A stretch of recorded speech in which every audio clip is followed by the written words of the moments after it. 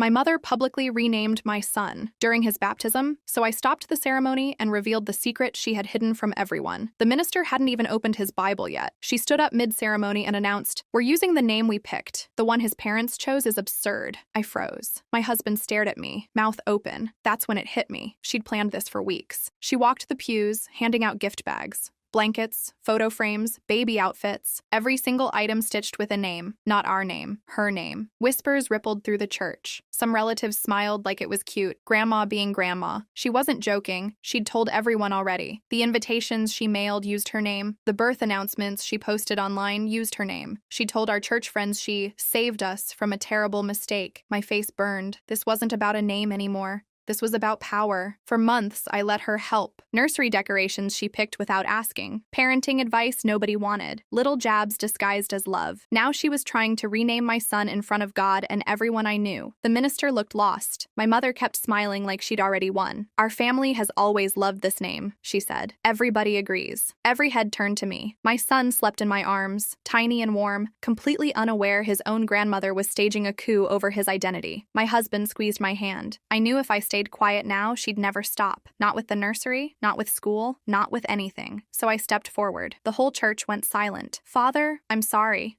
I said. "I need you to stop the baptism." My mother's smile cracked. "Don't embarrass yourself," she hissed. I turned to face her instead, because I wasn't done. I had something she never thought I'd find. The minister looked between us. "Is everything okay?" "No, Father, it's not." My mother jumped in fast. "She's just emotional. New mothers overreact." That stung worse than the name stunt. She wasn't protecting me. She was erasing me. Again, in front of everyone I loved. I looked around at the relatives still holding those personalized gift bags. "Those blankets have the wrong name on them," I said. Smiles dropped. Eyes hit the floor. My mother crossed her arms. I was only trying to help. "No," I said. "You were trying to decide." My husband stepped up beside me. "We picked our son's name together, both of us." She rolled her eyes. "You're young. You don't understand family tradition." That's when I pulled out my phone. I opened the screenshots I'd been saving for 3 weeks. Messages, posts, private conversations she never thought I'd see. For weeks, she'd been telling relatives I was too stubborn and that she'd eventually fix it. I held up the last one, the one that made my stomach drop the first time I read it. She'd written it to my aunt. I hadn't shown anyone yet, but I was about to read it out loud, right there, in front of the entire congregation. My mother saw the phone in my hand and her face went white. She knew exactly which message I was holding. "Don't," she whispered. "Not here." I looked at her, then at the minister, then at the sea of faces waiting for an answer. "Everyone deserves to know why she really wanted this name," I said. My mother's mouth opened. Nothing came out. Because she had no idea I'd already found the real reason. The reason she'd fought this hard. The reason this was never about tradition at all. And I was 2 seconds from reading it to everyone she'd ever tried to impress. Looking back, I can trace the whole thing if I'm honest with myself. All the way to a Tuesday in February when I was 6 months pregnant, and my mother showed up at our apartment with a box of newborn clothes she hadn't asked if we wanted. I'd thanked her the way you thank someone you love and don't yet suspect. Folded the tiny outfits into the dresser Marcus had built the weekend before, and thought nothing of the fact that 3 of the onesies already had a small embroidered N stitched into the corner of the collar, half hidden under the lace trim. I told myself it was a coincidence. Nathaniel, Noah, a dozen names started with N. I didn't ask. That's the kind of thing you only understand as a red flag once you already know what it was flagging. Then there was the baby shower in April, hosted at her house instead of mine, where she'd insisted on ordering the cake herself as a surprise. The cake said, "Welcome, little Nate" in blue icing script. And when I asked her about it in the kitchen afterward, voice low so the guests wouldn't hear, she'd laughed it off. "Bakery mix-up, sweetheart. You know how these things are." I told them Elias, and they must have heard something else. I believed her. I wanted to believe her, the way you want to believe the person who raised you isn't capable of quietly rewriting your life behind your back while smiling at you across a dessert table. I'd been a person who trusted my mother for 31 years. That's not nothing. She'd sat with me through 2 miscarriages before Elias, driven 4 hours the week I lost my job, shown up at every hospital appointment with a legal pad of questions for the doctor because she said I always forgot to ask the important ones. She was, in every ordinary sense, a good mother, which is exactly what made this so disorienting. Betrayal from someone careless is almost easier to metabolize than betrayal from someone competent, someone who has spent 3 decades building your trust, brick by brick, specifically so that when the moment came, you wouldn't think to question her. By May, the red flags had stopped being subtle. She started referring to the baby's real name in conversations with my aunts, phrases that got back to me secondhand, always followed by someone laughing and saying, "Oh, you know your mother." She asked me twice, almost casually, whether Marcus and I had considered honoring the family with our name choice. Both times I told her, gently but clearly, that we'd already chosen, that the name was Elias, that it wasn't up for discussion. Both times she nodded and said, "Of course. Of course," in a tone I now understand was never agreement. It was patience. She was waiting me out, the way she'd waited out every disagreement of my childhood, certain that if she just held her position long enough, reality would eventually bend to meet her. I read the message exactly as she'd typed it, cracked autocorrect and all. "If Claire won't use Nathaniel, none of this works. Vivian's attorney needs the name on the certificate to match, or the whole trust reverts to the Historical Society. I don't care what she calls him at home. The paperwork is what matters." The church didn't gasp so much as inhale. All at once,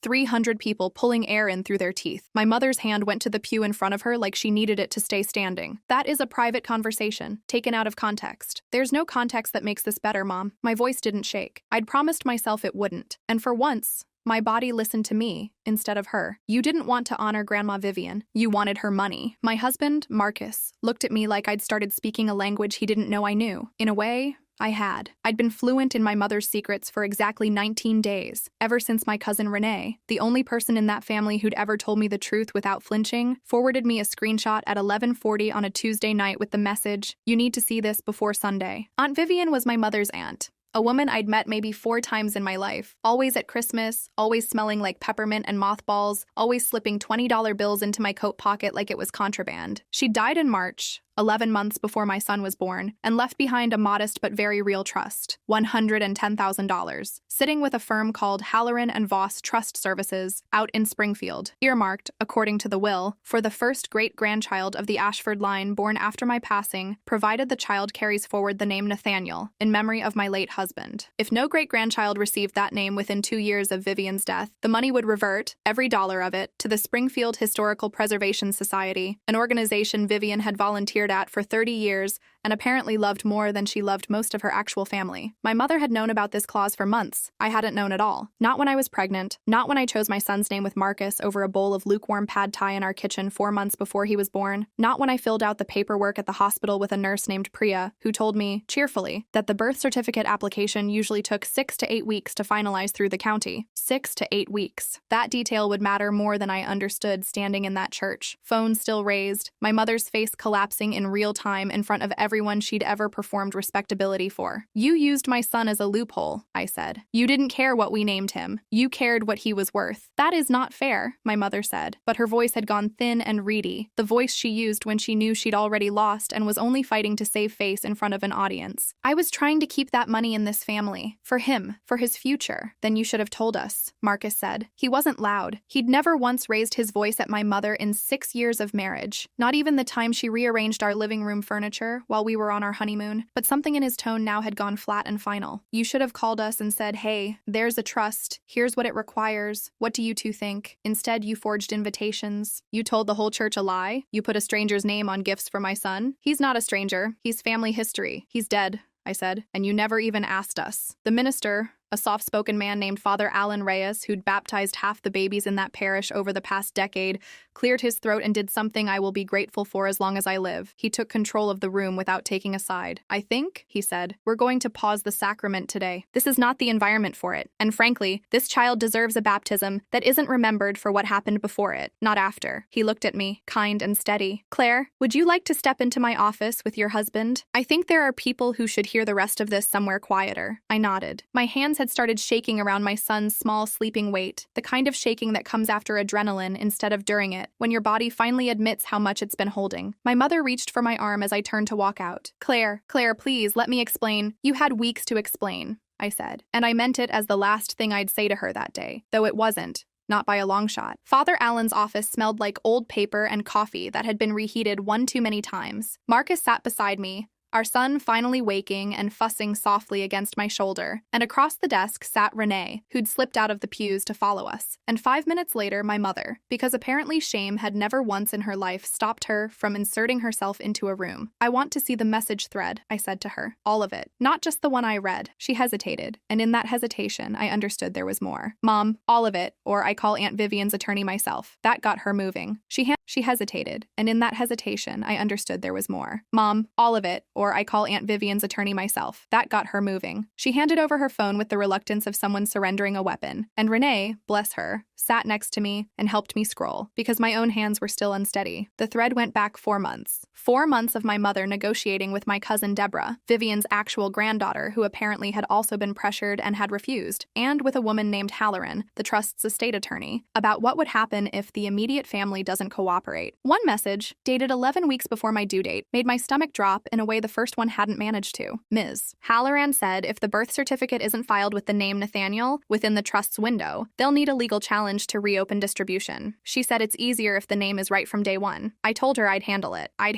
like I was a clerical error to be corrected. What does handle it mean? I asked her, very quietly, because I already suspected, and some part of me needed her to say it out loud so I could stop doubting my own read of the woman who raised me. My mother's eyes went to the floor. I called the county clerk's office. I told them there'd been a mistake on the birth certificate application. I said the family wanted to amend the first name before it was finalized. The room went very still. You tried to change my son's legal name without telling me, I said. I was going to tell you once it was done. I thought if you saw it in writing official, you'd understand it was already settled and there'd be no reason to fight about it. Marcus stood up so fast his chair scraped against the floor. You tried to commit identity fraud on our infant. Don't be dramatic, Marcus. I'm his grandmother. I have every right. You have no legal right to alter a birth certificate that isn't yours, Renee said. She worked in medical records administration at a hospital 2 counties over, and I watched her face shift into something I'd never seen on her before. Clinical, precise, furious. Aunt Diane, do you understand that what you're describing is a federal offense? Vital records fraud isn't a family disagreement, it's a crime. My mother's face did something complicated then, anger fighting with the first real flicker of fear I'd seen on her all day. It didn't go through, she said. The clerk told me they needed the parents' signatures. I didn't do anything. Nothing changed. Not for lack of trying, I said. I looked down at my son, Elias. The name Marcus and I had chosen together, after his great-grandfather on Marcus's side, a quiet, patient man who taught Marcus to fish and never once raised his voice in 50 years of marriage. A name that had nothing to do with money and everything to do with who we wanted our son to grow into. I need the clerk's name, I said. The one you talked to. My mother blinked. Why? Because I need to know exactly how close you got. Her name was Denise Calloway, and when I called the Hendricks County Clerk's Vital Records office 2 days later, my hands were steady enough to write down everything she told me. We do get calls like that, Denise said, not unkindly. Grandparents, in-laws, sometimes even a parent who's changed their mind. But we can't process a name amendment on an active application without both listed parents' notarized consent. Your mother called 3 times over about 5 weeks. The last call, she got frustrated when I told her the file was already finalized under the name the hospital submitted. When was it finalized? Let me check. I heard keys clicking. 19 days ago. It was submitted electronically by the hospital's records department the same week your son was born, under the name Elias Marcus Whitfield. That's locked in unless you or your husband files an amendment request yourselves. 19 days. My mother had been trying to change my son's name for 11 weeks, and she'd lost her window 5 days before that baptism, which meant every gift bag, every stitched blanket, every whispered promise to my aunt about handling it had happened after she already knew, legally, that Elias's name was permanent. She hadn't been trying to fix a mistake. She'd been trying to force one anyway, in front of witnesses, hoping public pressure would do what the county clerk wouldn't. Denise offered to send me the call log, which I hadn't expected and gratefully accepted. It arrived 2 days later as a printout with timestamps. 5 calls in total, the last one dated the Tuesday before the baptism, 4 days before she stood up in that church with a stack of gift bags stitched in a dead man's name. The notes from that final call, typed by whoever had taken it, read simply, caller became agitated when informed file was locked. Requested supervisor. Advised to have parents contact office directly if amendment desired. I sat at my kitchen table with that printout for a long time. Elias asleep against my chest in the wrap Marcus's mother had given us, and I felt something shift in my understanding of the whole timeline. My mother hadn't stood up during that baptism out of hope. She'd stood up out of desperation, because 4 days earlier, a county employee had told her, in no uncertain terms, that the legal path was closed, and the only thing left to her was theater. She needed 300 witnesses to start calling my son by a different name before the trust attorney asked for proof the family had honored the clause. She needed a story she could tell Margaret Halloran that didn't involve admitting the county had already shut her down. It also explained something that had bothered me since that morning, why she'd waited until the sacrament itself, rather than raising it at the reception beforehand, where it would have been easier for everyone to simply humor her over coffee and cake. She needed it to happen in front of the minister. She needed it recorded, in some sense, by the sheer weight of a church full of witnesses, because a whispered request over pastries wouldn't have carried the same authority as an announcement made from the pews in the sanctuary, moments before God's name got attached to my son's. Patricia, when I told her this theory during our second meeting, nodded slowly and made a note on her legal pad. That's consistent with what I'd expect from someone under a hard deadline, she said. People who've run out of legitimate options often escalate to the most public venue available,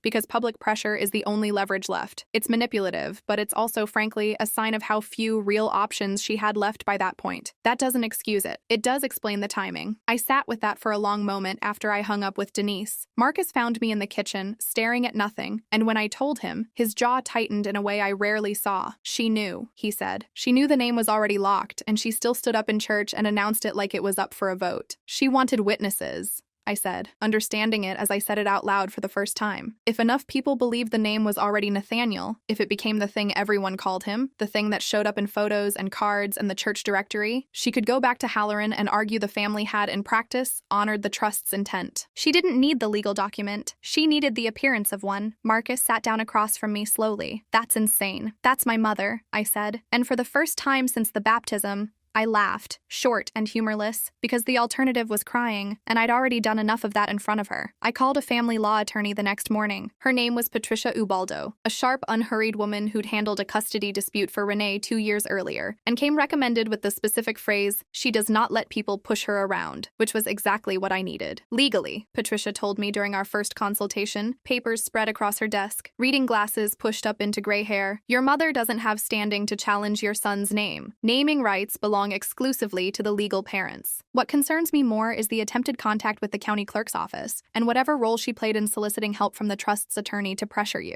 That crosses from family overreach into something the county attorney might actually want to look at. I don't necessarily want her arrested, I admitted. I want her to stop. I want her to understand this isn't hers to control. Patricia took her glasses off and looked at me with the specific patience of someone who'd heard that sentence from 100 different clients about 100 different relatives. That's a common instinct, and I respect it. But I'd encourage you to think about documentation regardless, even if you never file anything. If she attempts this again, with a future amendment request, with a passport application, with a school enrollment, you want a paper trail that shows this is a pattern, not an isolated incident born from grief over her aunt. So we documented. Patricia drafted a formal cease and desist letter, citing the specific Ohio Revised Code section governing unauthorized amendment of vital records, and sent it to my mother by certified mail. She also reached out, with my permission, to Halloran and Voss Trust Services directly. That call changed everything. Margaret Halloran, the estate attorney handling Vivian's trust, was a brisk, no-nonsense woman who, it turned out, had absolutely no idea my mother had attempted to alter a legal document to satisfy the trust's naming clause. I explicitly told your mother, Halloran said, on a three-way call with Patricia and me 2 weeks after the baptism, that any qualifying birth certificate needed to reflect the name organically through the family's own choice, and that any attempt to manufacture compliance would void the distribution entirely under the trust's good faith clause. I said those words to her in April. I have the email. She never mentioned a good faith clause to us,